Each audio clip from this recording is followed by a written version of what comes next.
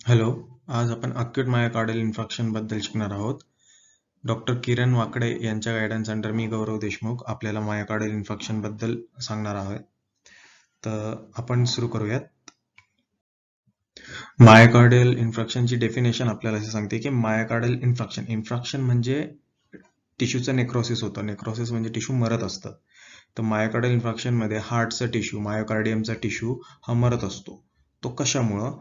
तर coronary blood supply, जो हार्टला स्वतःचा ब्लड सप्लाय असतो, त्याच्यामध्ये इम्बॅलन्स होतो. म्हणजे मायोकार्डियमला जास्त ब्लड पाहिजे असतं आणि त्याला कमी ब्लड भेटतं, त्यामुळे तो टिश्यू मरायला लागतो. तर ह्या प्रोसेसला आपण अक्यूट मायोकार्डियल इन्फार्क्शन असं म्हणतो. आता आपण एमआयचे कॉजेस बघणार आहोत.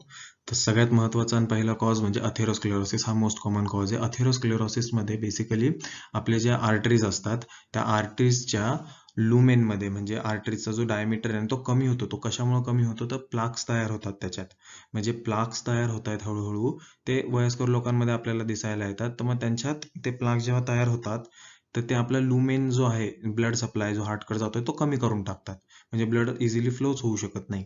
मग हार्टला कमी कमी कमी ब्लड भेटत राहतं आणि त्याच्यामुळेच ते आपल्याला अंजायना पेन भेटतं. जेव्हा आपण हार्टवर जास्त वर्कलोड देतो, काहीतरी काम करत असतो, पळत असतो, तेव्हा हार्ट जास्त पंप करतं, तेव्हा त्याला पण जास्त ब्लड लागतं. पण हे नॅरो लुमेन झालेलं असतं, ब्लड जास्त पोहोचू शकत नाही, म्हणून आपल्याला अंजायनाचे पेन्स वगैरे फील होतात. दुसरं असं हायपर कोॲग्युलेबल स्टेट, जे आपले यंग लोक आहेत त्यांच्यात अथेरोस्क्लेरोसिस एवढा प्रॉमिनंट नसतो, पण त्यांचं ब्लड जे आपण घट्ट होणं म्हणतो, ते हायपर कोॲग्युलेबल स्टेट्स येतात की ते रक्ताच्या गाठी तयार होत आहे हळूहळू. मग ते कधी कधी अक्लूड करून टाकतात, पूर्णपणे आपल्या हार्टचा ब्लड सप्लाय बंद करून टाकतात आणि त्यामुळं पण मायोकार्डियल इन्फार्क्शन होऊ शकतं. कोकेनमुळं हे दोन्ही गोष्टी होतात. एक तर कोरोनरी व्हॅसोस्पाझम म्हणजेच आपले जे कोरोनरी आर्टरीज आहेत, जे हार्टला ब्लड सप्लाय देत आहेत, ते पूर्णच नॅरो होऊन जातात, की ते कॉन्स्ट्रिक्ट झालेत, ते आखडून जातात. त्यामुळं आपल्या हार्टला ब्लड सप्लाय कमी होतो. आणि दुसरं की हायपर कोॲग्युलेबिलिटी आपल्याला कोकेन यूजमध्ये जास्त दिसून येते. कोकेन यूज केल्याने हायपर कोॲग्युलेबिलिटी होते, रक्ताच्या गाठी तयार होतात, प्लस आपले कोरोनरी व्हेसोस्पाझम होते. ह्या दोन मेकॅनिझममुळं आपल्याला हार्ट अटॅक येऊ शकतो कोकेन यूज नंतर. आता आपण दोन टाईपचे एम आय बघत असतो. एक आहे ज्याच्यात आपला ईसीजी जेव्हा काढतो आपण, त्याच्यात एस टी सेगमेंट हा एलिव्हेट होतो. PQRST असे आपले जे सेगमेंट आहेत ईसीजीवर, त्याच्यातला जो एस टी सेगमेंट आहे तो एलिव्हेट होतो, म्हणजे उंचावतो. तर हा S T segment elevated M I झाला. आणि दुसरा टाईपचा एम आय ज्याच्यात हा एस टी सेगमेंट एलिव्हेटच होत नाही, त्या माणसाला मायोकार्डियल इन्फार्क्शनचा त्रास होतोय, त्याला अटॅक येतोय, पण त्याच्यात त्याचा एस टी सेगमेंट हे एलिव्हेटच होत नाही, त्याला आपण non S T segment M I असं म्हणतो. आता आपण तीन टर्मिनॉलॉजीज बघणार आहोत. त्याच्यात पहिलं आहे सब एंडोकार्डियल इन्फार्क्ट. म्हणजे जो सब एंडोकार्डियम जो आपला रिजन आहे, फक्त तेवढ्या याच्यातलाच मसल मरतोय. इन्फॅक्ट म्हणजे बेसिकली मसल मारणे. तर सब एंडोकार्डियमच्याच रिजन मधला जो मरतोय मसल, त्याला आपण सब एंडोकार्डियल इन्फॅक्ट म्हणतो. पण जेव्हा हार्टच्या सगळ्या लेअरचे मसल मरत असतात, त्याला ट्रान्सम्युरल म्हणतात. पूर्ण लेअर हार्टचे मसल मरत आहेत त्याच्यात. आणि सायलेंट इन्फॅक्ट असा आहे की त्या माणसाला जाणवत सुद्धा नाही की त्याला हार्ट अटॅक येतोय, पण ऍक्च्युली त्याचा मायोकार्डियमचा एक एक छोटा छोटा पार्ट मरत असतो. ते फक्त आपल्याला ईसीजी वर दिसतं, पण त्या माणसाला काही जाणवत नाही. आता आपण क्लिनिकल फीचर्स बघूयात. तर सगळ्यात पहिले सिम्पटम्स. तर सगळ्यात मेन सिम्पटम म्हणजे छातीत दुखणे. आता हे छातीत दुखणं कसं आहे, तर बेसिकली आपल्या छातीत दुखायला सुरू होतं, पेशंटला असा श्वास घ्यायला त्रास होतो आणि पेशंटला असं वाटतं की छातीत दाबल्या जातीये, असा पेन एकदम सुरू होतो, टाईटनेस त्याला त्याच्या छातीत जाणवती. तो पेन त्याच्या लेफ्ट शोल्डर पासून रेडिएट होत असतो, मानेपर्यंत पण जाऊ शकतो बॅक साईडला. तर ते रेडिएटिंग पेन असतं. त्याच्यानंतर त्याला ब्रेथलेसनेस, डिस्निया म्हणजे श्वास सुद्धा घ्यायला त्रास होतो, त्याला छाती नीट एक्सपांड करता येत नाही. त्याला इम्पेंडिंग डेथ म्हणजे त्याला असं वाटतं मी मरणार आहे काय, असं त्याला एकदम धडधड जाणवती. त्याला चक्कर येऊ शकता, त्याला उलटी होऊ शकते आणि चक्कर येऊन माणूस बेशुद्ध पण पडू शकतो. आणि त्यांच्याकडनं काहीच करवलं जात नाही. त्या लोकांना असं एकदम थकल्यासारखं, अंगातून शक्ती गेल्यासारखंच होऊन जातं. तर एक्स्ट्रीम टायर्डनेस हे होतं. पण आता पेन हा जो कॅरेक्टरिस्टिक फीचर आहे, तो चालू असतो, पण काही लोकांमध्ये आपल्याला पेन जाणवतच नाही. म्हणजे आता ते कोण लोक?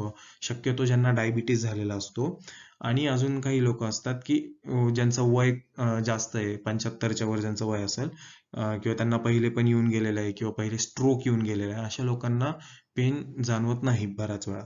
पण त्यांना हार्ट अटॅक येत असतो. त्यांना बाकीच्या फीचर्स पण दिसू शकतात, उलटी सारखं होणे, मळमळणे, किंवा एकदमच शक्ती निघून जाणे, हे फीचर्स त्यांच्यात दिसून येतात. सगळ्यात पहिले पेशंट आल्यावर आपल्याला ECG म्हणजेच इलेक्ट्रोकार्डिओग्राम करावं लागेल. तर तो पेशंट आल्याच्या 10 मिनिटात केला गेला पाहिजे.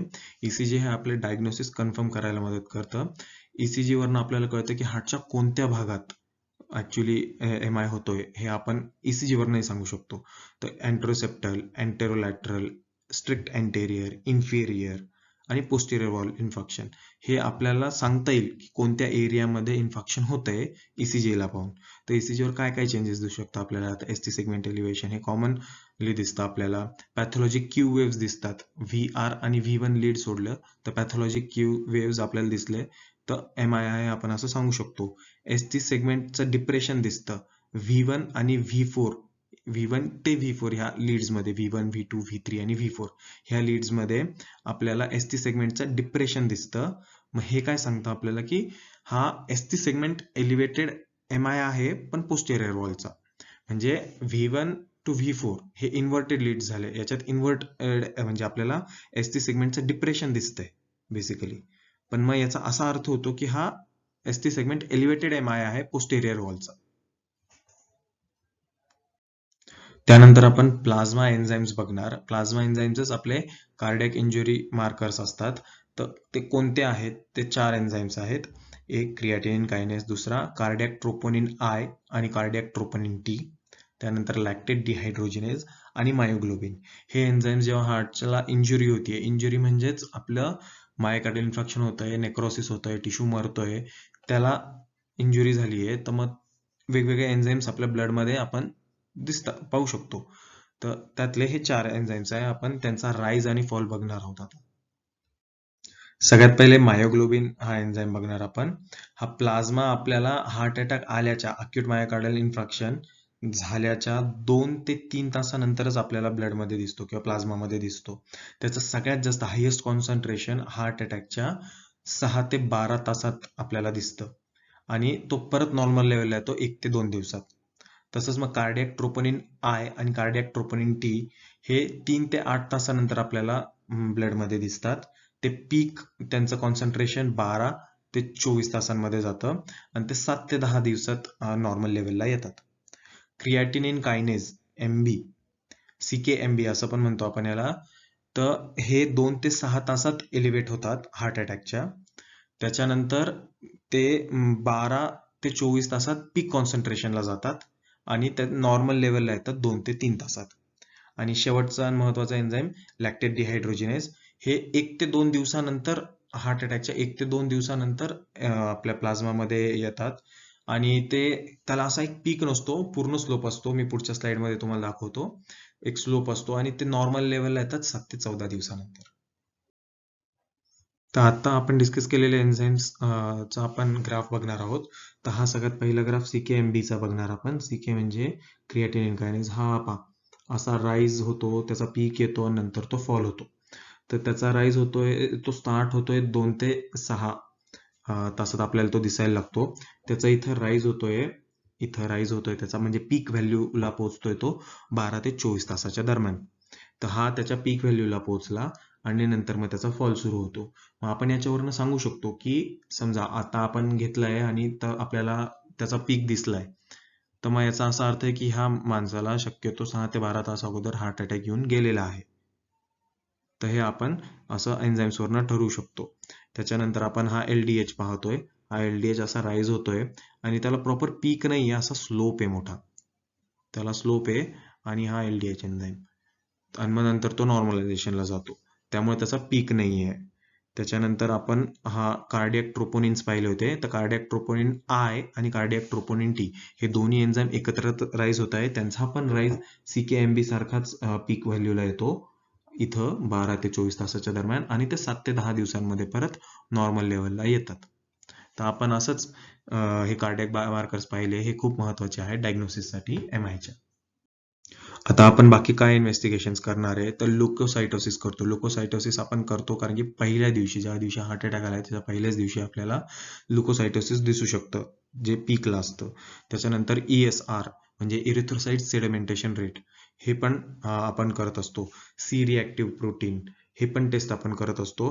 त्याच्यानंतर आपण हार्टची चेस्ट रेडिओग्राफी घेतो. त्याच्यावरून आपल्याला कळतं की दुसरे काही हार्टला प्रॉब्लेम्स आहेत का, कार्डिओमेगॅली आहे का, दुसरं काही झालंय का, ते बघायसाठी आपण चेस्ट रेडिओग्राफी पण करतो. जनरली नॉर्मलच असते, पण एनलार्जमेंट म्हणजेच हार्टची साईज वाढणे आणि आपण त्यालाच कार्डिओमेगॅली असं म्हणतो. किंवा मग आपल्याला एक्सरे वरनं पण कळतं की काही प्लुरल इफ्युजन आहे का, किंवा मग पल्मनरी एडिमा आहे का, हे सगळं आपल्याला कळू शकतं. त्याच्यानंतर आपल्याला exact site of myocardial infection कोणते ते बघायचं असेल तर रेडिओ न्यूक्लाइड स्कॅनिंग ते सांगतं आपल्याला की साईट ऑफ नेक्रोसिस कुठे आहे आणि किती व्हेंट्रिक्युलर इम्पेअरमेंट झाले, की हार्ट टिश्यू किती निकामी झालाय ते बघायसाठी आपण रेडिओ न्यूक्लाइड स्कॅनिंग वापरू शकतो. पेशंट आल्यावर सगळ्यात पहिले आपण त्याला कार्डियक मॉनिटर अटॅच करणार आणि आय व्ही लाईन सिक्युअर करणार. त्याच्यानंतर आपण बघणार जर ऑक्सिजन पर्सेंटेज त्याचं सॅच्युरेशन 94% खाली गेलं तर आपण लगेच त्याला ऑक्सिजन लावणार आणि आपण ओरल किंवा सबलिंग्युअल GTN देतो. सबलिंग्युअल म्हणजे जिभेच्या खाली ग्लिसरीन ट्रायनायट्रेट हे नायट्रेट ड्रग आहे जे सॉर्बिट्रेट म्हणून मार्केटमध्ये भेटतं. तर बऱ्याच लोकांना ज्यांना हार्टचा त्रास आहे त्यांना माहिती आहे, ते लोक म्हणजे छातीत दुखायला लागल्यावर शक्यतो ती गोळी घेतात. जर त्यांनी नसेल घेतली तर आपण द्यायची. त्या गोळीचे 2 फायदे आहेत.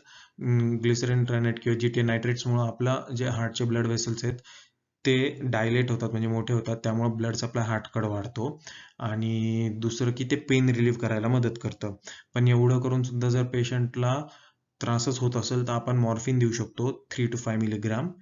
आपण मॉर्फिन द्यायचं, पण मॉर्फिनचा साईड इफेक्ट म्हणजे उलटी होऊ शकते म्हणून आपण त्याच्यासोबत अँटीमेक्टिक पण देत असतो. एवढं करूनही जर पेशंटला बरं वाटत नसेल तर आपण परत एकदा 5 ते 10 मिनिटानंतर मॉर्फिनचा डोस रिपीट करायचा. आपण ॲस्पिरिन आणि क्लोपिडोग्रिल पण देतो, पण आपण क्लोपिडोग्रिल देत नाही जर आपण त्याचं लगेच ठरलेलं असेल की आता बायपास सर्जरी करावी लागणार आहे, तर मग आपण क्लोपिडोग्रिल ॲस्पिरिन देत नाही. आता हे प्रायमरी मॅनेजमेंट झाली म्हणजे हे पेशंट आल्या करायचं होतं. त्याच्यानंतर आपण आता डायग्नोसिस कन्फर्म करणार. तर डायग्नोसिस कसं कन्फर्म करणार? आपण ECG आणि आपण जे प्लाझ्मा मार्कर एन्झाइम्स पाहिले होते ते कन्फर्म करणार. तर ECG आणि ट्रोपोनिन, IIT आणि CKMB आपण लेवल्स वगैरे बघणार. त्याच्यावरून आपल्याला आयडिया येतो की हार्ट अटॅकच आहे म्हणजे आपलं डायग्नोसिस कन्फर्म झालंय. त्यानंतर आपण ऑक्सिजन देणार.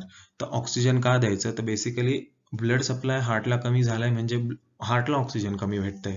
हार्टला जर ऑक्सिजन कमी भेटत असेल तर मसल मरतो. तर बेसिकली त्याचाच अर्थ हायपॉक्सेमिया असतो, की हायपॉक्सेमिया म्हणजे ब्लडमध्ये ऑक्सिजन लेवल्स कमी झालेले आहेत. त्यामुळे आपल्याला ब्लडमध्ये ऑक्सिजन लेवल वाढवायचं आहे. तर जेव्हा आपण कार्डियक मॉनिटर त्याला अटॅच केलेलं आहे, आपल्याला कळतं की ऑक्सिजन सॅच्युरेशन हे 94% खाली जर जायला लागलंय तर आपण ऑक्सिजन चढवलं पाहिजे. त्यामुळं पेशंटचं ऑक्सिजन लेवल्स वाढतील आणि हार्टला इंजुरी आपण फर्दर इंजुरी जी आहे ती स्टॉप करू शकतो. त्यानंतर आपण नायट्रेट्स देतो. मी सांगितलं की नायट्रेट्स 2 गोष्टी करतात. एक प्रीलोड आणि आफ्टरलोड कमी करतात. प्रीलोड म्हणजे हार्टवर जे हार्टकडे जे ब्लड येतंय त्याचा लोड हा प्रीलोड झाला आणि जे ब्लड हार्ट पंप आउट करतंय पुढं तर त्याला एक व्हेनस रेझिस्टन्स असतो जो आपली पेरिफेरल सिस्टीम असते. पेरिफेरल सिस्टीम म्हणजे तिथले व्हेसल्स आणि ते जे हार्टवर रेझिस्टन्स प्रोव्हाइड करतात त्याला आपण आफ्टरलोड म्हणतो. मग हे काय करतं बेसिकली आपले जे व्हेसल्स आहेत त्यांना डायलेट करतं. त्यामुळे पंपिंग खूप इझी होऊन जातं. त्यामुळे हार्टचा प्रीलोड आणि आफ्टरलोड हे कमी कोण करतं? नायट्रेट्स. ते व्हेसल्स डायलेट करतात म्हणजे हार्टचा प्रीलोड आणि आफ्टरलोड कमी करतं, कारण की पंपिंग इझी होऊन जाते जेव्हा व्हेसल्स डायलेट झालेले असतील. त्यामुळं आपण सबलिंग्युअल नायट्रेट देतो. सबलिंग्युअल देण्यामागं कारण हे की सबलिंग्युअली ॲब्झॉर्ब होऊन एकदम फास्ट ऍक्ट करतं. म्हणून आपण जे NTG, GTN, नायट्रोग्लिसरीन जे आहे ते लवकरात लवकर सबलिंग्युअली देत असतो. आणि आपल्याला पेशंटला रिलीफ द्यायचा आहे तर त्याचा पेन कमी करायचा आहे तर सगळ्यात पहिले आपण GTN वगैरे देऊन बघणार. पण जरी त्याचा पेन कमी नाही झालं तर आपण आत्ता सांगितल्याप्रमाणे 3 to 5 मिलीग्राम आपण त्याला मॉर्फिन देणार आणि परत त्याचा आपण डोस करू शकतो रिपीट जरी त्याला तेवढ्यात बरं वाटलं नाही तर. तर 2 गोष्टी, एक तर पेन कमी करतं, पेशंटला झोप येते, सेडेशन येतं, त्यामुळं ते एक आपला डिझायरेबल इफेक्ट आहे.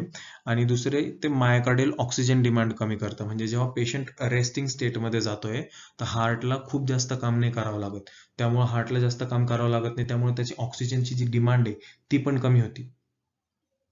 तर त्यासाठी आपण मॉर्फिन हे प्रेफर करतो. आता आपण अँटीप्लेटलेट एजंट्स बद्दल बघणार आहोत. अँटीप्लेटलेट एजंट्सचे एक्झाम्पल आहे ॲस्पिरिन, त्याच्यानंतर प्रासुग्रिल, टिकाग्रेलॉर.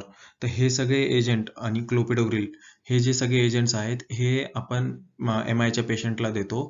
त्याचे फायदे असे की हे अँटीप्लेटलेट एजंट्स आहेत, म्हणजे हे प्लेटलेटचं ॲग्रिगेशन होऊ देत नाही, त्यामुळं रक्तात गाठी तयार होत नाही. कारण की हार्ट अटॅक नंतर बऱ्याच वेळा पंपिंग स्लो झालेली असते, ब्लडचं स्टेसिस होतं, म्हणजे ब्लड एकाच जागेवर थोडं थांबल्यासारखं होतं, तर प्लेटलेटचं ॲग्रिगेशन होऊ शकतं आणि नवं थ्रॉम्बस तयार होऊ शकतं. तर हे थ्रॉम्बस फॉर्मेशन जे होतं, जे प्लेटलेटच्या ॲग्रिगेशननी होतंय, प्लेटलेट्स एकत्र येऊन जे थ्रॉम्बस फॉर्म करतात, आपल्याला हे थांबवायचं आहे. तर हे होऊ नये त्यासाठी आपण अँटी प्लेटलेट एजंट्स देतो. तर त्यांचे एक्झाम्पल्स ॲस्पिरिन, क्लोपिडोग्रिल हे आहेत. तर मग हे आपण लवकर दिलं तर असं स्टडीजमध्ये लक्षात आलं आहे की पेशंटच्या MIच्या पेशंटला सिग्निफिकंट बेनिफिट भेटतं. तर मग आपण पेशंटला ॲस्पिरिन देतो 150 मिलीग्राम, ते चावून मग गिळायला लावतो. त्याच्यानंतर हे क्लोपिडोग्रिल जो ड्रग आहे हा आपण सर्व MIच्या पेशंटला देतो ज्यांची एज 75 इयर्सच्या खाली आहे. किंवा मग जर त्या पेशंटची आपण बायपास सर्जरी करणार असो तर त्या केसमध्ये आपण क्लोपिडोग्रिल देत नाही. त्याच्यानंतर ही जी आहे कमीत कमी 14 दिवसांपर्यंत तरी कमीत कमी आपण ही ट्रीटमेंट अँटीप्लेटलेट एजंट्सची कंटिन्यू केली पाहिजे. पण स्टडीजमध्ये असं लक्षात आलं की 1 वर्ष तरी आपण ही ट्रीटमेंट जर कंटिन्यू केली तर चांगलं असतं पेशंटसाठी. आणि स्टेंट आपण जो टाकतो PCI नंतर जे आपण स्टेंट प्लेसमेंट करतो, तर त्याच्यानंतर आपण केलीच पाहिजे कंटिन्यू ही थेरपी, असं लक्षात आलंय स्टडीजनी. प्रासुग्रिल हा P2Y12 रिसेप्टर अँटागोनिस्ट आहे, म्हणजे जे प्लेटलेट्सवर रिसेप्टर्स असतात, प्लेटलेट्सवर वेगवेगळे रिसेप्टर असतात. जसे आता हे 2 प्लेटलेट्स आहेत, त्यांच्यावर हे रिसेप्टर्स आहेत. आता हे रिसेप्टर्स जेव्हा बाइंड होतील तर ते एक ॲग्रिगेट तयार करतील. तर असे बरेचसे प्लेटलेट्स येतील आणि हा थ्रोम्बस तयार करतील. तर आपला हा जो ड्रग आहे प्रासुग्रिल, हा हे रिसेप्टर्स ब्लॉक करून टाकतो, म्हणून आपण त्याला रिसेप्टर अँटागोनिस्ट म्हणतो. जेव्हा हे रिसेप्टर ब्लॉक होऊन गेले तर हा बॉन्डच फॉर्म होणार नाही, मग प्लेटलेट ॲग्रिगेशन होणार नाही. त्याच्यानंतर एक साईड इफेक्ट किंवा प्रॉब्लेम ह्या ड्रगच्या यूजचा असा आहे की ब्लिडिंगची रिस्क वाढते, कारण की प्लेटलेटचं ॲग्रिगेशन जेव्हा होतं तेव्हाच क्लॉट फॉर्म होतो शक्यतो. जेव्हा आपल्याला कुठं इंजुरी झालेली असते, ब्लिडिंग होत असते, तर हा क्लॉट ती ब्लिडिंग थांबवतो. पण आता हे ॲग्रिगेशनच होणार नाही प्लेटलेटचं, त्यामुळे ब्लिडिंगची रिस्क खूप हाय असते. त्यामुळं आपण 75 इयर्सच्या वरचे जे एजचे लोक आहेत त्यांना देत नाही, किंवा ज्यांचं वेट 60 kgच्या खाली असेल त्यांना पण आपण देत नाही, कारण की त्यांच्यात तेवढा फायदा दिसून आलेला नाहीये. पण जेव्हा आपण नॉर्मली जेव्हा हे ॲडमिनिस्टर करत असतो तेव्हा लोडिंग डोस आपण 60 मिलीग्रामचा देतो. त्याच्यानंतर 10 mg पर डे असा डोस आहे. अजून एक P2Y12 रिसेप्टर अँटागोनिस्ट आहे टिकाग्रेलॉर. तर टिकाग्रेलॉर जो आहे त्याचा आपण लोडिंग डोस 180 mg देतो आणि त्याच्यानंतर पर डे आपण 90 mgच्या twice a day BD dose देत असतो. Next class of drug is beta blockers. आपल्या हार्टवर बीटा 1 रिसेप्टर्स असतात. तर आपण असे ड्रग्स आहेत जे स्पेसिफिकली बीटा 1 रिसेप्टर्सला ब्लॉक करतील. तर हे ब्लॉक करून आपल्याला काय फायदा होतो, तर आपली जी सिम्पॅथेटिक सिस्टीम आहे ती सिम्पॅथेटिक सिस्टीमची ॲक्शन जेव्हा बीटा 1 रिसेप्टर्सवर होते, ॲड्रेनालिन नॉरॲड्रेनालिन जेव्हा रिलीज होतं आणि त्यांची ॲक्शन बीटा 1 रिसेप्टरवर होते, तर आपला हार्टचं फंक्शन वाढतं, आपलं हार्ट एकदम फास्ट काम करतं, हार्ट रेट वाढतो, कार्डियक आउटपुट वाढतं, कॉन्ट्रॅक्टिलिटी वाढते. हे सगळे इफेक्ट आहे हे बीटा 1 रिसेप्टर थ्रू मेडिएटेड असतात. तर आपल्याला ह्या बीटा 1 रिसेप्टरला ब्लॉक करायचं आहे, म्हणून आपण बीटा रिसेप्टर ब्लॉकर किंवा बीटा ब्लॉकर्स हे वापरत असतो. याच्यामुळं 2 गोष्टी होतात. एक तर हार्टची ऑक्सिजन डिमांड कमी होती, कारण की हार्टचं काम कमी झालंय.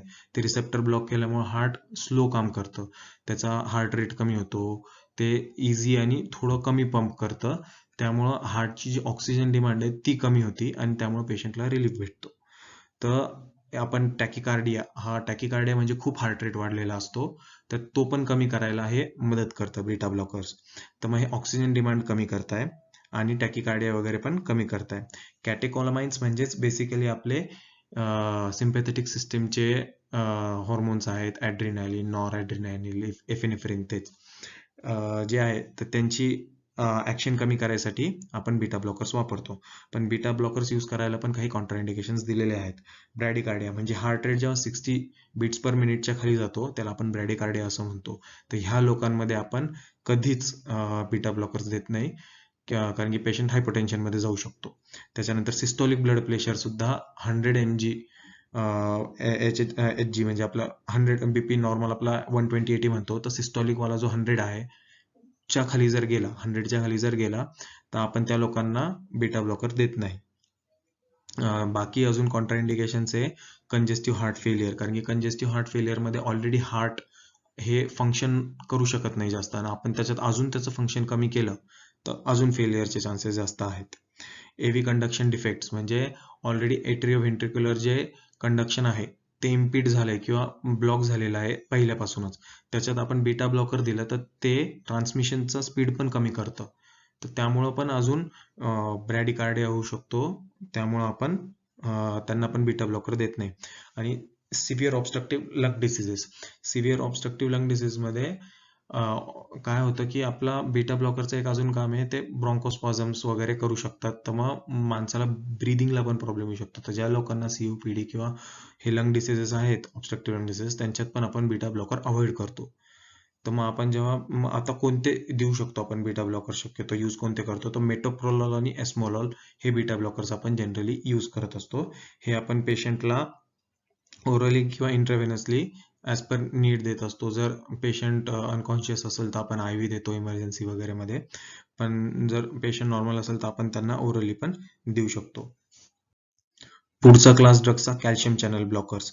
तर कॅल्शियम चॅनल ब्लॉकर्स म्हणजेच बेसिकली त्यांचं पण मेकॅनिझम ऑफ ऍक्शन वेगळं आहे, पण ते व्हेसोडायलेटर्स आहेत. म्हणजेच ते आपले ब्लड व्हेसल जे आहेत त्यांना डायलेट करतं. मग आता थ्रोम्बोसमुळं ऑक्लूड झालेले व्हेसल्स आहेत की ज्याच्यामुळे आपल्या हार्टला ब्लड सप्लाय कमी जातोय, तर हे जे व्हेसल्स आहे हे जेव्हा डायलेट होतील, मोठे होतील, तर हार्टला ब्लड सप्लाय वाढेल.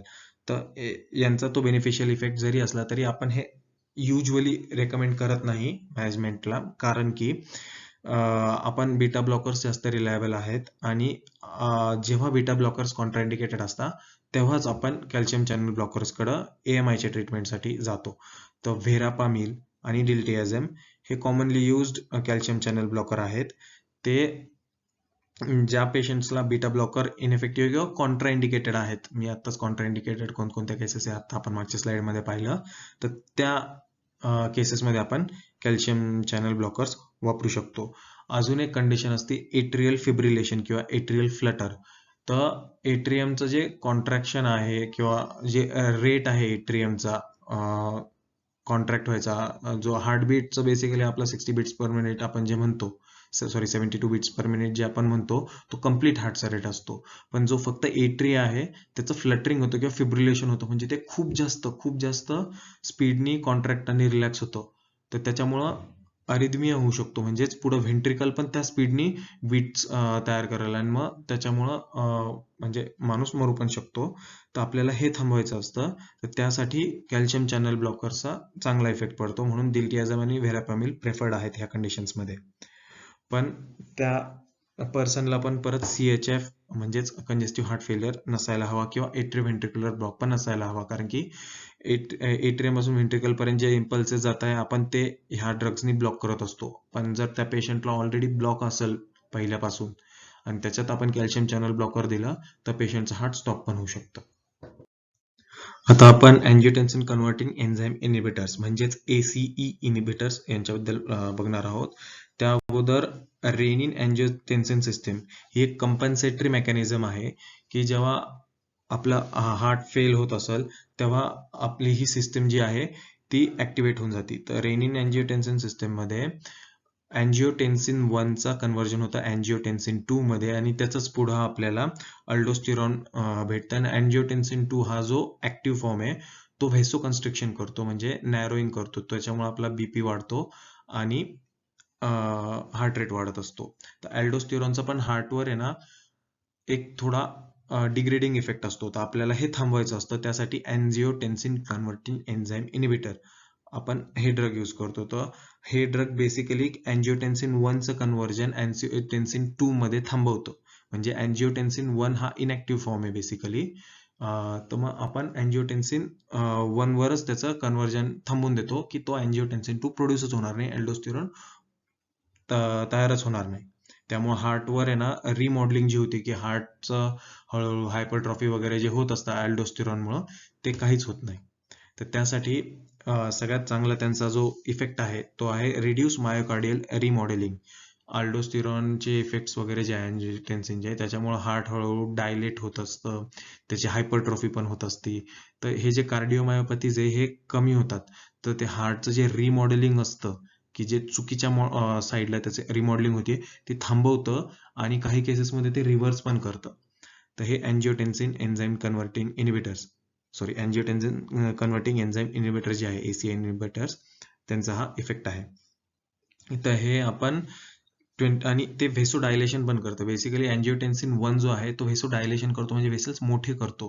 अँजिओटेन्सिन 2 कॉन्स्ट्रिक्ट करतो, पण अँजिओटेन्सिन 1 डायलेट करत असतो. पण मग आपण अँजिओटेन्सिन 1 चे लेवल्स वाढवतो. अँजिओटेन्सिन 2 तयार होत नाही, म्हणजेच अँजिओटेन्सिन 1 चे लेवल्स वाढतात. त्यामुळे व्हेसोडायलेशन होतं, व्हेसोकन्स्ट्रिक्शन होत नाही. तर मग आपण कोणता ड्रग आहे, कोणते कोणते ड्रग आहे ACE इनिबिटर्स ह्या क्लासच्या अंडर? तर कॅप्टोप्रिल, एनारोप्रिल, लिसिनोप्रिल असे ड्रग्ज आहेत. तर आपण हे देत असतो.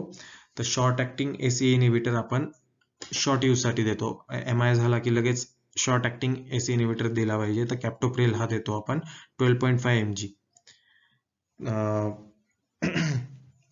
याच्यामुळं आपलं हायपोटेन्शन होऊ शकतं. साईड इफेक्ट मेन त्याचा हायपोटेन्शन आहे. तर जो हायपोटेन्शन होऊ शकतो जर आपण ब्लड प्रेशर कॉन्स्टंटली मॉनिटर करायचं. जर त्याचा ब्लड प्रेशर 100च्या वरच असेल, सिस्टोलिक ब्लड प्रेशर 100च्या वर असेल तर आपण तो डोस डबल करू शकतो, 25 mg पर्यंत घेऊ जाऊ शकतो. पण ब्लड प्रेशर आपल्याला कॉन्स्टंटली वॉच करावं लागेल. आणि ज्या लोकांना ACE इनिबिटरचा त्रास होतोय, टॉलरेट नाही होते साईड इफेक्ट्समुळं, त्यांच्यात आपण अँजिओटेन्सिन रिसेप्टर ब्लॉकिंग एजंट्स यूज करू शकतो, ज्यांना ARB म्हणतो आपण. तर हे ARBs जे आहेत, टेल्मिसार्टान हा त्यांचा एक एक्झाम्पल झाला. तर हे ARBs चे action similar to ACE inhibitors आहेत.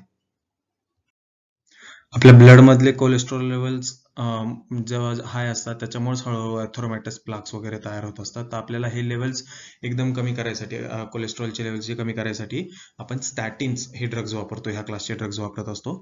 तर इंटेन्सिव्ह स्टॅटिन ट्रीटमेंट आपण ही सुरू करतो. म्हणजे अॅट्रोस्टॅटिन हा जो ड्रग आहे 40 to 80 मिलीग्राम आपण स्टार्ट करून देतो ॲज सून ॲज पॉसिबल. पण म्हणजे तो हॉस्पिटलायझेशन केलं एका दिवसाच्या आत त्याच्या, म्हणजे आज पेशंट आला हॉस्पिटलायझेशन करतोय आपण, त्याच्या 24 तासाच्या आतच आपण सुरू करून टाकला पाहिजे तो ड्रग. आणि जर तो पेशंट ऑलरेडी स्टॅटिनची थेरपी घेत असेल ती पण आपण कंटिन्यूस करायची. म्हणजे कोलेस्ट्रॉल कमी करण्याऐवजी पण त्याचे काही चांगले डिझायरेबल इफेक्ट्स आहेत. तर ते कोणते आहेत? एंडोथिलियल फंक्शन, ऑक्सिडेटिव्ह स्ट्रेस आणि म्हणजे इन्फ्लमेशन कमी करतं, थ्रोम्बोसिस कमी करतं, किंवा जो प्लाक ऑलरेडी तयार झालाय त्याला स्टेबिलाईज करतं, त्याला रप्चर होऊ देत नाही. म्हणजे तो रप्चर होऊन पुढे जाऊन ब्लॉक करण्यापेक्षा त्याला स्टेबिलाईज केलेलं बरं असं आहे. म्हणून स्टॅटिन्सचा हा साईड बाय साईड चांगला इफेक्ट आपल्याला दिसून येतो. थ्रोम्बोलायटिक म्हणजेच फायब्रिनोलायटिक थेरपी आपण बघणार आहोत. एक महत्वाची गोष्ट म्हणजे अँटी थ्रोम्बोटिक एजंट्स आणि थ्रोम्बोलायटिक एजंट्स हे दोन वेगळ्या गोष्टी आहे. जे थ्रोम्बोलायटिक एजंट्स आहे हे ऑलरेडी जो थ्रोम्बस तयार झालेला आहे हा त्यांना फोडतो, आणि अँटी थ्रोम्बिन म्हणजे ते थ्रोम्बस तयार होऊ देत नाहीत, त्यांना आपण अँटी प्लेटलेट्स पण म्हणलं आहोत. तर आपण आता पहिले थ्रोम्बोलायटिक म्हणजे जे थ्रोम्बसचा लायसिस करणारे, लायसिस म्हणजे तोडणार आहेत, तर अशी थ्रोम्बोलायटिक किंवा फायब्रिनोलायटिक थेरपी आपण बघणार आहोत. तर सगळ्यात पहिले पेशंट आल्या आल्या आपण त्यांना एक फायब्रिनोलायटिक किंवा थ्रोम्बोलायटिक एजंट आपण देत असतो. तो कोणता देत असतो? स्ट्रेप्टोकायनेज, युरोकायनेज, किंवा मग जे रिकॉम्बिनंट प्लाझ्मिनोजन ऍक्टिव्हेटर म्हणजेच अल्टेप्लेज किंवा RTPA हे आहे आपण देत असतो त्यांना. रेटेप्लेज, नेक्टेप्लेज आणि स्कुपा म्हणजेच सिंगल चेन युरोकायनेज प्लाझ्मिनोजन ऍक्टिव्हेटर हे काही फायब्रिनोलायटिक किंवा थ्रोम्बोलायटिक एजंट्स आहेत, हे आपण त्यांना देतो. हे काय करतात की जो थ्रोम्बस ऑक्लूड करतोय, म्हणजे एखादा थ्रोम्बस जे रक्तप्रवाह थांबवतोय हे त्याला तोडतात. तर ह्या ड्रग्सचं तेच काम आहे, ते थ्रोम्बसला तोडतात. तर मग त्यासाठी आपण हे ड्रग्स वापरत असतो. मी आत्ताच याचं मेकॅनिझम ऑफ ऍक्शन समजून सांगितलं. तर हे काय करतात बेसिकली, हे डायरेक्ट किंवा इनडायरेक्टली ऍक्ट करून प्लाझ्मिन जे आहे आपल्या ब्लडमध्ये प्लाझ्मामध्ये प्लाझ्मिन नावाचा एन्झाईम आहे, तर त्या प्लाझ्मिनला ऍक्टिव्हेट करतं. हा प्लाझ्मिन आहे जो जे क्लॉट्स आहेत त्यांना डायजेस्ट करतं किंवा फोडतं. तर प्लाझ्मिनच्या ऍक्टिव्हेशनसाठी हा प्लाझ्मिन जो आहे प्लाझ्मिन त्याच्या ऍक्टिव्हेशनसाठी आपण हे ड्रग्ज वापरतो, थ्रोम्बोलायटिक किंवा फायब्रिनोलायटिक. ते डायरेक्टली किंवा इनडायरेक्ट मेकॅनिझम्सनी प्लाझ्मिनचं जनरेशन वाढवतात. पण आता ह्या ड्रग्ज मध्ये पण आपण वेगळे प्रकार बघतो दोन. तर पहिलं म्हणजे त्याच्यात दोन टाईपचे क्लास आहेत परत. फायब्रिन स्पेसिफिक फायब्रिनोलायटिक्स, जे इथं फायब्रिन स्पेसिफिक फायब्रिनोलायटिक्स आपण बघतोय आता. तर ते काय करतं, only at the site of clot, म्हणजे जिथं क्लॉट तयार झालेला आहे फक्त तिथंच ऍक्शन करतं. तर हे कोणते ड्रग्ज आहेत, तर RTPA, रिटेप्लेज, टेनेक्टेप्लेज आणि स्कूपा. हे फक्त त्या क्लॉट साईटवरच प्लाझ्मिन हे जनरेट करतं.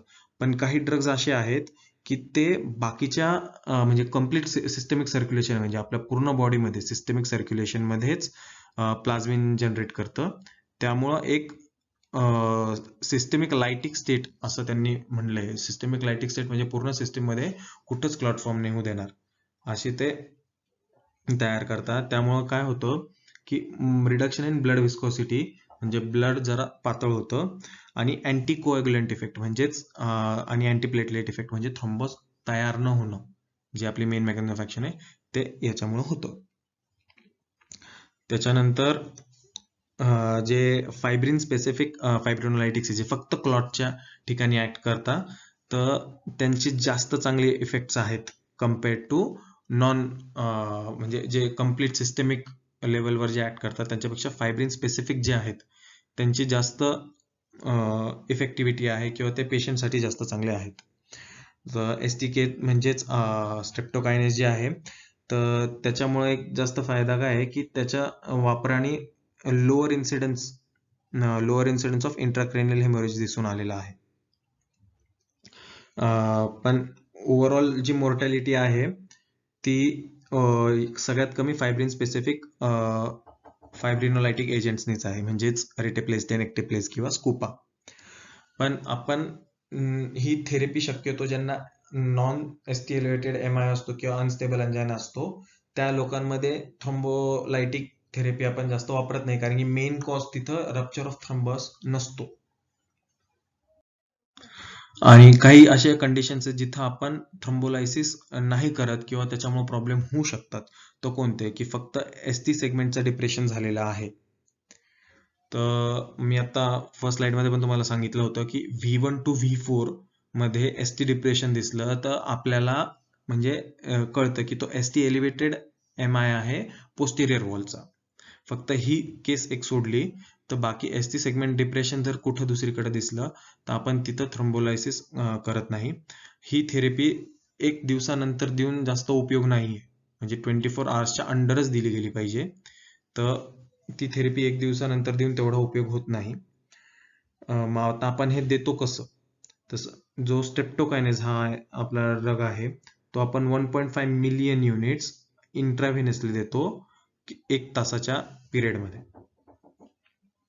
ज्यांची एज 65 पेक्षा कमी आहे त्यांच्यात आपण अल्टेप्लेज किंवा RTPA हे ड्रग्ज वापरू शकतो. 15 मिलीग्राम आपण बोलस देणार, त्याच्यानंतर 50 mg ओव्हर 30 मिनिट्स आणि 35 mg ओव्हर नेक्स्ट 60 मिनिट्स असं आपण देत असतो.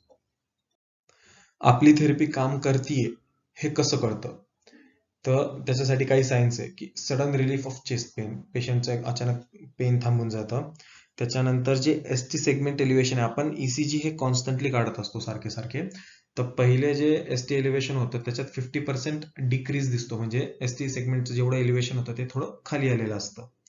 त्याच्यानंतर ऑनसेट ऑफ रिपरफ्युजन अरिथमियाज, म्हणजेच ते बीट्स जे असतात हार्टचे बीट्स कमी झालेले असतात एकदम, ते परत नॉर्मलला यायला लागतात वगैरे, तर त्याला ऑनसेट ऑफ रिपरफ्युजन अरिथमियाज वगैरे म्हणतो. ते कधी कधी जास्त वाढतं वगैरे, तर त्यासाठी पण आपण ते बीटा ब्लॉकर वगैरे देऊन कंट्रोल करत असतो.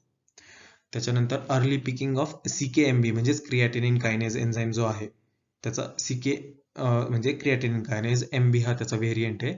तर CKMB आपण पाहिलं होतं की त्याचा पीक जेव्हा होतोय तर जो तो पीक लवकर आला तर याचा असा अर्थ आहे की आता ते जे मायोकार्डियल इन्फ्रॅक्शन चालू होतं म्हणजे टिश्यूचं डिस्ट्रक्शन चालू होतं, नेक्रोसिस चालू होतं, ते थांबलंय.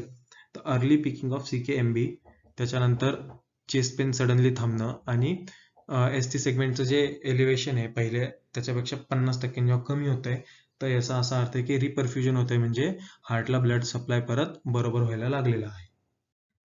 आता ही जी थ्रोम्बोलायटिक थेरपी तिचे काही कॉम्प्लिकेशन्स आहेत, तर आपण मेजर कॉम्प्लिकेशन्स बघणार आहे. तर सगळ्यात पहिले हे रक्त पातळ करतं बेसिकली, तर मग हिमोरेजचे चान्सेस जास्त आहेत ह्या थेरपीमध्ये.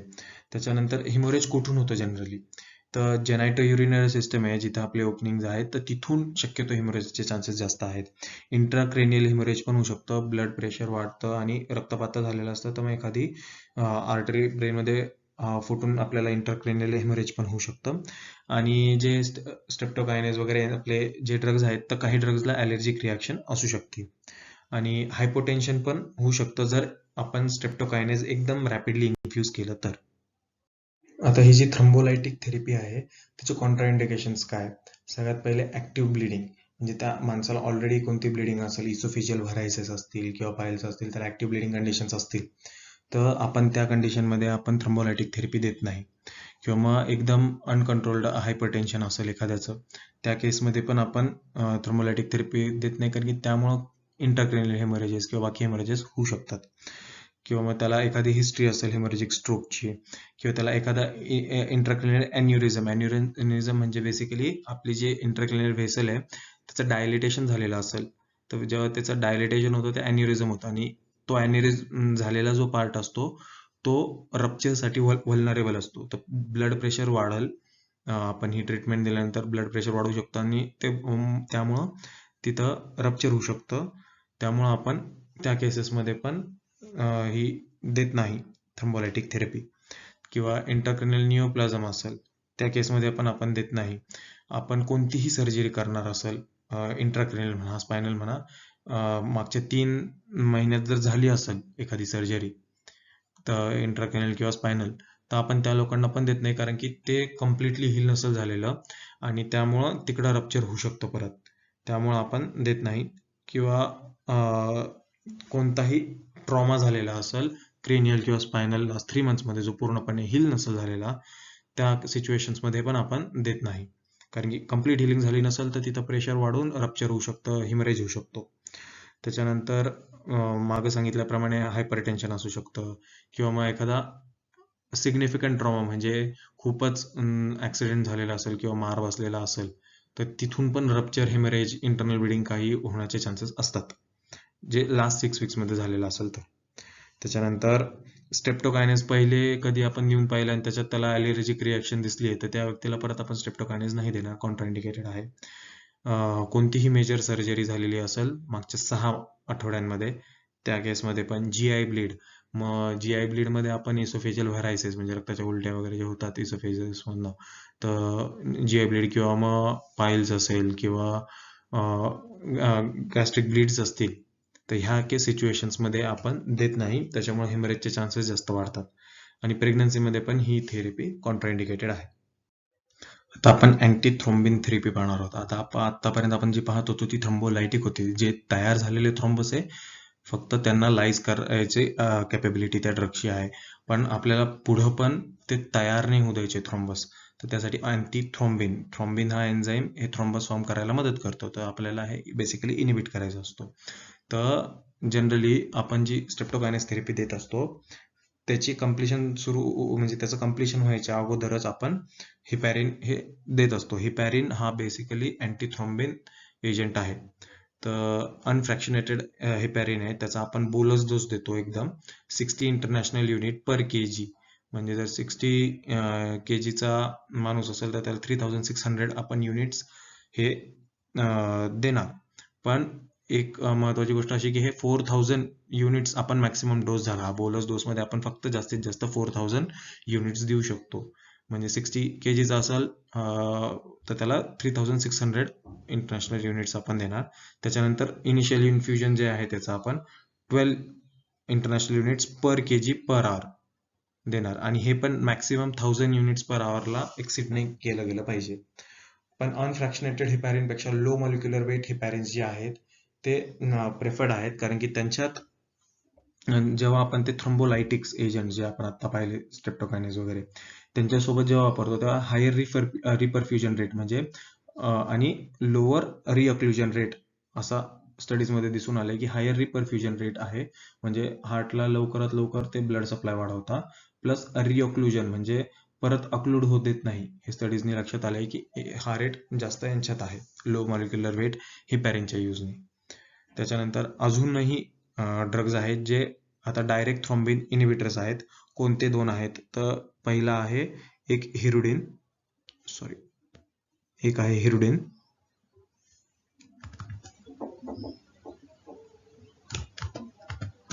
दुसरा आहे बिवालिरुडिन.